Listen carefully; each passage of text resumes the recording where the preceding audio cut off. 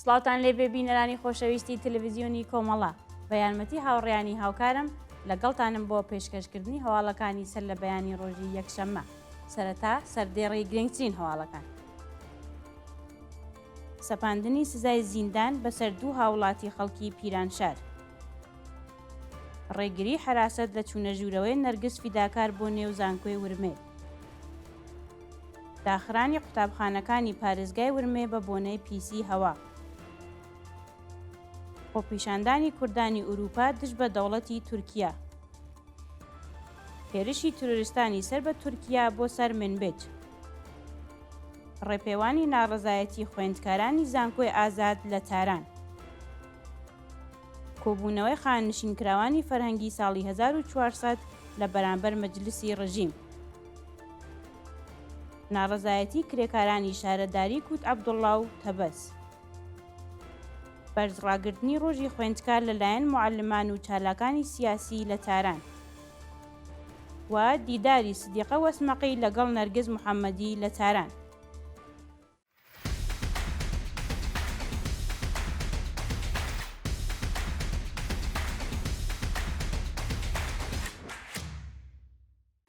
سەپاندنی سزای زیندان بەسەر دوو هاوڵاتی خەڵکی پیرانشار. بەپێی راپۆرتی کانونی مافی مرۆڤی کوردستان، دوو هاوڵاتی خەڵکی پیرانشار بە ناوەکانی سەلام سوڵتانی و ئەمیر فەقیە لەلایەن دادگای ئینقلابی ئەو شارە هەر یەکەوە بە 5 ساڵ زیندانی تەعزیری محکوم کراون. سەلام سوڵتانی و ئەمیر فەقیە لە وەرزی بەهاری ساڵی 1403 لەلایەن هێزە ئەمنیەتیەکانەوە دەست بەسەر و بۆ شوێنێکی نادیار ڕاگوێزران. ڕۆژی شەممە حەڤەی سەرماوەزی 1430 هەتاوی ئەو دوو بەندکراوە سیاسیە لەلایەن لەقی 102 دادگای ئینقلابی پیرانشار بە تۆمەتی هاوکاری لەگەڵ یەکێک لە حیزبە نایارەکانی ڕژیم هەر یەکەوە بە 5 ساڵ زیندانی تەعزیری محکوم کراون. ڕێگری حراست لە چوونەژوورەوەی نەرگس فیداکار بوو نێو زانکۆی ورمێ. ڕۆژی شەممە حەڤەی سەرماوەزی 1430 هەتاوی نەرگس فیداکار خوێندکاری زانکۆی ورمێ لە کاتی چوونەژوورەوە بۆ نێو زانکۆ لەلایەن حراستەوە ڕێگری لێکرا. نەرگس فیداکار خوێندکاری بواری ئابووری ناسی لە زانکۆی ورمێ و لە دەست بەسەرکراوانی شۆڕشی ژینایە کە پێشتر لە گرتە ویدۆیەکدا باسی لە هەڕەشەی ناوەندە ئەمنیەتیەکان و مەترسیەکانی سەرگیانی کردبوو. ڕۆژی شەممە حراسەتی زانکۆی ورمێ بە بێڕێزیەوە ڕێگەی لە چوونەژوورەوەی ئەو خوێندکارە گرت و بۆ جارێکی دیکە هەڕەشەی توندیان لێکرد. داخرانی قوتابخانەکانی پارێزگای ورمێ بە بۆنەی پیسی هەوا. ڕۆژی شەممە حەڤەی سەرماوەز ئیدارەی ئاموزش و پەروەرشی پارێزگای ورمێ بە بۆنەی پیسی لە ڕادەبەدەری هەوا هەموو قوتابخانەکانی ئەو پارێزگایە داخست. بەپێی ڕاگەیاندنی ئۆستانداری ئازەربایجانی غەربی هەموو ناوەندەکانی خوێندن لە شارەکانی ورمێ، مەهاباد، شنۆ و شاهیندژ لە قۆناغەکانی دەبیرستان، مامناوەند و سەرەتایی لە هەردوو شیفتی بەیانی و ئێوارەدا داخراون.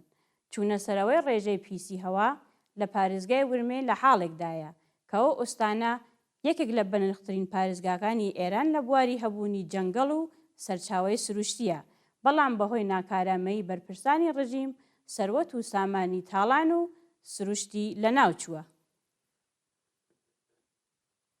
خۆپیشاندانی کوردانی ئوروپا دژ بە دەوڵەتی تورکیا. ڕۆژی شەممە حەڤەی سەرماوەزی 1430 هەتاوی کوردانی دانیشتووی وڵاتەکانی ئاڵمان و سویس بۆ جارێکی دیکە دژ بە هێرشەکانی تورکیا و گروپە ئیسلامگەرەکانی سەر بە وڵاتە بۆ سەر ڕۆژئاوای کوردستان خۆپیشاندانیان کرد. بەپێی راپۆرتەکان ئەنجومەنی گەنجانی شۆڕشگەری سویس لە شاری بیرن و کوردانی ئازادیخواز لە شاری ساربکن و دارمشتاڵی ئاڵمان دژ بە دەوڵەتی داگیرکەری تورکیا و گروپە تروریستەکانی سەر بە وڵاتە ڕژاونەتە سەر شەقام و خوازیاری ڕاگررتنی هێرشەکان بوون. بەشداربوانی ئەو چالاکیانە داوایان لە کۆمەلگای جیهانی کرد ڕێگە لە کۆمەڵکوژیکی دیکە لە ڕۆژئاوای کوردستان بگرن. هێرشی تروریستانی سەر بە تورکیا بۆ سەر منبج. ڕۆژی شەممە حەڤەی سەرماوەز تروریستانی سەر بە دەوڵەتی تورک لە سێ لاوە هێرشیان کردە سەر منبج و لەلایەن شەڕڤانانی سووریا دموکراتیکەوە بە توندی پەرچدرانەوە. بەپێی ڕاگەیاندنی هێزەکانی سووریا دموکراتیک توریستانی سەر بە دەوڵەتی تورکیا لە سێ لاوە هێرشیان کردووەتە سەر گوندەکانی شاری منبج و شەڕێکی قورس هاتووەتە ئاراوە. لە ئەنجامی ئەو پێکدادانەدا چەند ئۆتۆمبیلی پڕ لە چەک و چۆڵی توریستانی تەقیندراوەتەوە و چەندین چەکداری گروپە ئیسلامگەراکان کوژران و بریندار بوون. ڕێپێوانی ناڕەزایەتی خوێندکارانی زانکۆی ئازاد لە تاران.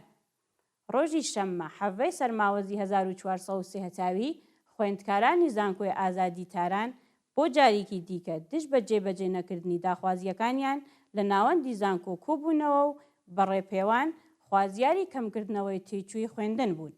خوێندکارانی ناڕازی بە وتنەوەی دروشم ناڕەزایەتی خۆیان لە ئاست چوونە سەرەوەی سێ هێندەی نرخی خوێندن بە تایبەت لە بواری پزیشکی و پەرستاریدا نیشاندا و خوازیاری بکردەوە دەرهاتنی بەڵێنەکانی دەوڵەت بۆ کەمکردنەوەی نرخی واحدە دەرسیەکان بوون و دابینکردنی ئیمکاناتی ڕفاهی بوون. کۆبوونەوەی خانشینکراوانی فەرهەنگی ساڵی 1400 لە بەرامبەر مەجلیسی ڕەژیم. خانشینکراوانی فەرهەنگی ساڵی 1400 ڕۆژی شەممە حەڤەی سەرماوەزی 1403 هەتاوی بۆ جارێکی دیکە لە بەرامبەر مەجلیس کۆنەپەرستی کۆماری ئیسلامی کۆبوونەوە. فەرهەنگیانی ناڕازی بە وتنەوەی دروشم خوازیاری هاوسانسازی حەقدەست، دابینکردنی بیمەی تەکمیلی، پێدانی مەزایە بڕاوەکان، وەلانانی جیاوازی و زیادکردنی حەقدەست بە پێی ڕێژەی هەڵاوسان بوون. ناڕەزایەتی کرێکارانی شارەداری کوت عەبدوڵڵا و تەبەس. ڕۆژی شەممە حەڤەی سەرماوەز کرێکارانی شاغڵ لە شارەوانیەکانی کوت عەبدوڵڵای ئەهواز و تەبەس دشت بە دۆخی خراپی پیشەیی و معیشەتی کۆبوونەوە. بە وتەی کرێکارانی ناڕازی ماوەی چەند مانگە حەقدەستیان وەرنەگرتووە و لە دۆخێکی سەختی معیشەتیدان.